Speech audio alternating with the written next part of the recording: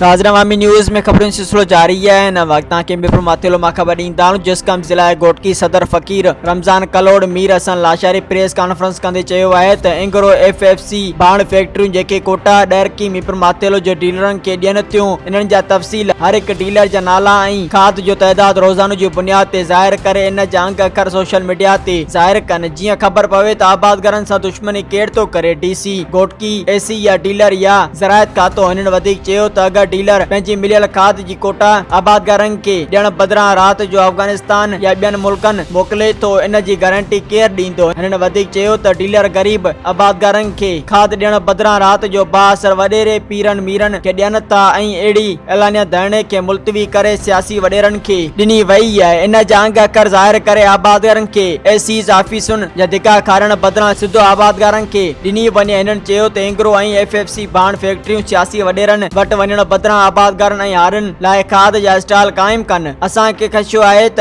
बाण फैक्ट्रियूं डीलर ऐं वॾेरनि जी मिली भगत सबबु आबादगारनि खे लुटियो ऐं फुरियो पियो वञे। एंग्रो ऐं FFC बाण फैक्ट्री जी इंतज़ामिया खे जिता ॾिनूं त आबादगारनि सां मिटो मयार बंदि करे आबादगारनि खे तबाह थियण खां पासो कयो वञे। ॿी सूरत में जिस्कम अहिड़े अमल खिलाफ सख्त एहतजाज कंदी। मज़ीद खबरों और तफसीलात के लिए विजिट करें हमारी वेबसाइट www.awamiNewsHD.com।